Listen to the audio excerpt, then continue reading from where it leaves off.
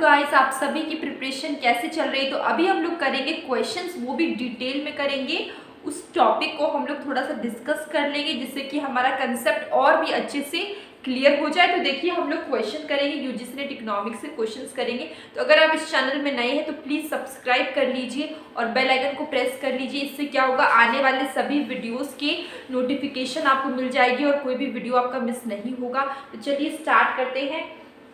सबसे पहला क्वेश्चन ये है कि आपको बताना है budget line is the resultant of. ठीक है, तो ये आपका क्वेश्चन है और ये आपके यूजीसी नेट इकोनॉमिक्स के प्रीवियस ईयर के क्वेश्चंस है जो पहले पूछे गए, तो इम्पोर्टेंट है। और ये क्वेश्चन बहुत बेसिक है। देखिए, अगर हम बात करें बजट लाइन, तो बजट लाइन क्या है?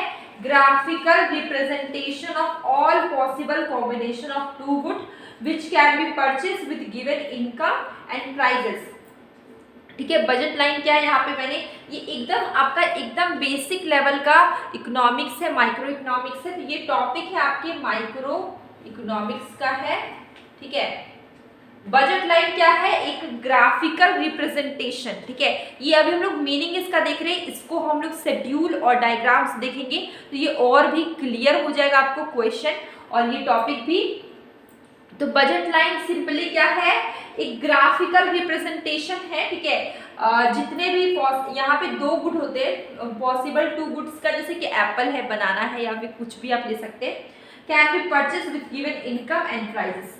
देखिए, एक हम जब भी हम लोग मार्केट में जाते हैं तो हम लोग के पास कुछ अमाउंट होता है। हम लोग मार्केट गए, हमारे पास समझ लीजिए हमारे पॉकेट में 1000 रुपीज़ है। ठीक है, क्या है? 1000 रुपीज़ है। अब हम लोग जो भी कमोडिटी लेंगे वो 1000 के इक्वल का लेंगे या फिर उससे कम का लेंगे, क्योंकि हमारा बजट क्या है? 1000 का है। तो वैसे ही बजट को आप समझिए, नॉर्मल आपकी डेली लाइफ वाला ही बजट समझिए। ठीक है, तो बजट लाइन क्या? एक ग्राफिकल रिप्रेजेंटेशन है all possible combination of to good which can be purchase with given income and price. ठीक है, सेम चीज आपको लिखा हुआ है, बुक के लैंग्वेज में लिखा हुआ है कि ग्राफिकल रिप्रेजेंटेशन होता है जहां पे यहाँ पे दो गुड्स का कॉम्बिनेशन होता है। ठीक है, जिसमें जिसको हम लोग परचेज कर सकते हैं with given income and prices. ठीक है, और cost of each these combination is equal to, तो उसका जो कॉस्ट होगा वो इक्वल होगा हमारे इनकम से। ठीक है, जैसे कि सपोज करिए कि आपके पास है 1000 रुपीज, आपने दो कॉमोडिटी लिया, कॉमोडिटी ए और कॉमोडिटी बी। ठीक है, कॉमोडिटी ए का जो प्राइस है 700 है और बी का प्राइस है 300। ठीक है, दोनों आपने एक एक लिया। तो देखिए, आपका ये दोनों को अगर आपने टोटल 1000 रुपीज़ का सामान परचेज किया है, एक गुड ए का प्राइस 700 है, बी का प्राइस है 300, दोनों को ऐड कर दीजिए तो कितना आएगा? 1000। ठीक है, जो कि आपकी जितने जेब में पैसे या फिर आपका जो इनकम है उसकी इक्वल होगा, कंज्यूमर इनकम के इक्वल होगा। ठीक है, अब इसी चीज को अगर हम लोग शेड्यूल से देखते हैं, देखिए यहाँ पे मैंने दो चीजें ली हुई, एप्पल और बनाना। ठीक है, एक में मैंने कॉम्बिनेशन लिया हुआ है, कॉम्बिनेशन ऑफ एप्पल एंड बनाना। तो देखिए, एक एप्पल का प्राइस है 4 रुपए। ठीक है, एक एप्पल का है 4 रुपए। ठीक है, यहाँ पे 5 एप्पल लिए, यहाँ पे कोई भी बनाना नहीं लिए, 0 बनाना। ठीक है, यहाँ पे देखिए 4 एप्पल लिए हैं और 2 लिए हैं बनाना। ठीक है, देखिए 5 एप्पल लिए हम लोग। ठीक है, तो 5 एप्पल हम लोग लिए, एक बनाना का प्राइस कितना है? 4।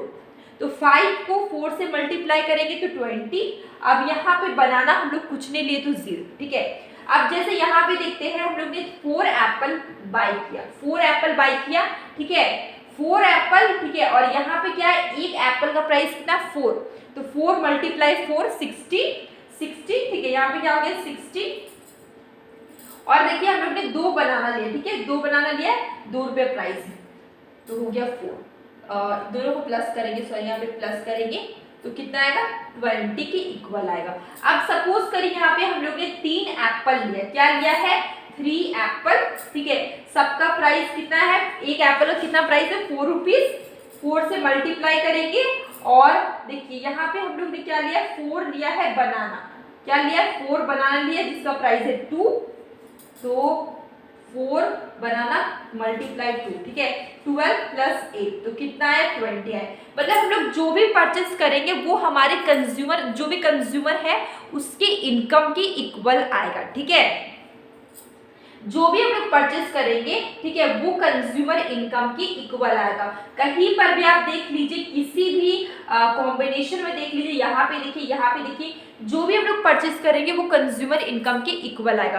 तो बजट का सिंपल ये लॉजिक है कि बजट क्या है, आपने सिंपली समझ लिया कि बजट कॉम्बिनेशन ग्राफिकल क्या है, ग्राफिकल रिप्रेजेंटेशन है, जो भी all possible combination of to good, ठीक है, जिससे देखिए दो गुड का एक ग्राफिकल रिप्रेजेंटेशन है, ठीक है, जो हम लोग परचेस करते हैं, जो हमारे पास इनकम है उसी इनकम में रह के, जो भी इनकम है उसके अंदर रह के, और जो हम लोग परचेस करेंगे वो इक्वल किसके होगा, मनी इनकम, जो भी कंज्यूमर का इनकम है उसके बराबर होगा, ठीक है। वही चीज यहाँ पे लिखा हुआ है कि सपोज आप एप्पल खरीदे, बनाना खरीदे, कंज्यूमर का इनकम 20 रुपीज है, तो इसका अगर हम लोग प्राइस को लास्टली अगर हम लोग कैलकुलेट करेंगे तो वो 20 रुपीज का ही हम लोग परचेस करेंगे, उससे अबव नहीं जाएगा, ठीक है। तो यहाँ पे देखिए एक मैंने डायग्राम बनाया था, एक्स एक्सिस में एप्पल है, वाई एक्सिस में बनाना है, ये हमारा क्या है, बजट लाइन, ठीक है, जो कि कॉम्बिनेशन, देखिए कॉम्बिनेशन है एप्पल और बनाना का, ठीक है।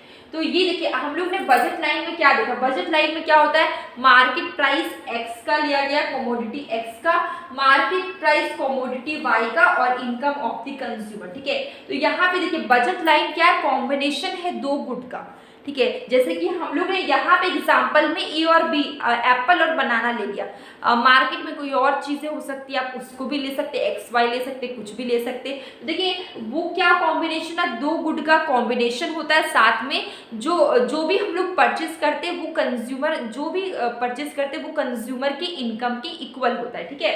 तो यहाँ पे देखिए market price of commodity x होगा, market price of commodity Y भी होगा, और इनकम ऑफ द कंज्यूमर, क्योंकि जो भी हम लोग परचेस करेंगे लास्टली वो इक्वल होगा कंज्यूमर इनकम के, ठीक है, क्योंकि जो भी परचेस करेंगे वो कंज्यूमर के इनकम से ज्यादा परचेस नहीं करेंगे, जितना इनकम है उतना ही परचेस करेंगे। तो ये तीनों आपका आंसर होगा, ठीक है। तो answer will be D, all of the above, ठीक है।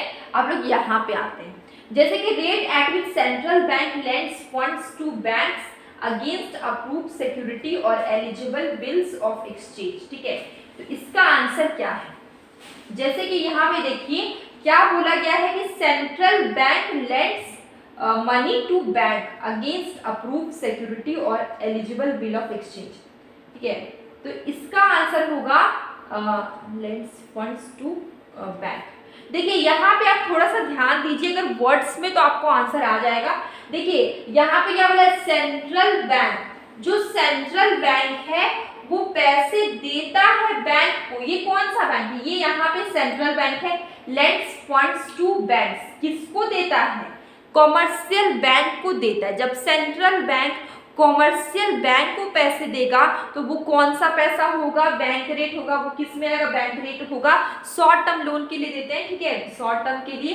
तो ये आपका क्या, central bank lends to banks, banks मतलब कॉमर्शियल बैंक, ठीक है। तो यहाँ पे इसका आंसर होगा ए, bank rate, answer will be A, bank rate, ठीक है। यहाँ पे लिखा हुआ है central bank lends funds to banks, मतलब कि कॉमर्शियल बैंक। जब सेंट्रल बैंक पैसा कॉमर्शियल बैंक को देता है तो वो किस में आता है, बैंक रेट में आता है, ठीक है। और वर्ड्स ऐसे लिखे होते हैं क्वेश्चंस में जो आपको कंफ्यूज कर सकते हैं, किसी को भी कंफ्यूज कर सकते हैं, बहुत ध्यान से पढ़िएगा, ठीक है। तो इसी से क्लियर हो गया, इसका आंसर होगा बैंक रेट। और इसके अलावा मैंने एसएलआर को भी यहाँ पे देखिए, ये आपको क्या एसएलआर है, इसको भी मैंने थोड़ा एक्सप्लेन कर दिया। एसएलआर क्या है, देखिए ये government term for the reserve requirement that commercial bank are required to maintain in the form of cash और पीएसयू बॉन्ड्स, ठीक है। तो यहाँ पे क्या एसएलआर क्या होता है कि आरबीआई कुछ सिक्योरिटी अप्रूवल चाहिए, कि कुछ सिक्योरिटी उसे चाहिए, ठीक है, क्रेडिट देने से पहले। नॉर्मली हम लोग लोन लेने के लिए जाते हैं या फिर कुछ भी आप क्रेडिट लेते हैं, कहीं पर भी उधार लेते हैं, उसे कुछ सिक्योरिटी चाहिए होता है, गोल्ड चाहिए होता है, कैश चाहिए होता है, कोई पेपर चाहिए होता है, बॉन्ड चाहिए होता है, पीएसयू चाहिए होता है, कुछ ना कुछ सिक्योरिटी चाहिए होता है। वैसे ही आरबीआई, देखिए यहाँ पे लिखा हुआ है RBI approve security before providing credit to the customer. RBI को भी कुछ सिक्योरिटी चाहिए, अप्रूव करता है वो किसी सिक्योरिटी को क्रेडिट देने से पहले, कस्टमर को क्रेडिट देने से पहले। वो आपका जो सिक्योरिटी है वो बॉन्ड्स भी हो सकता है, पीएसयू भी हो सकता है, कैश, गोल्ड, ठीक है, या फिर रिजर्व कुछ भी हो सकता है, ठीक है। तो इसी को हम लोग बोलते हैं एसएलआर। इसके अलावा अगर हम लोग देखते हैं सीआरआर, कैश रिजर्व रेशियो, तो ये क्या परसेंटेज ऑफ बैंक्स, ठीक है, जैसे कि टोटल पैसा कितना है, सपोज करिए टोटल पैसा है 1 करोड़, ठीक है, इसका कुछ परसेंटेज, ठीक है, कुछ परसेंटेज अपने टोटल डिपॉजिट का कुछ percentage commercial bank central bank के पास रखेगा एज अ रिजर्व, ठीक है।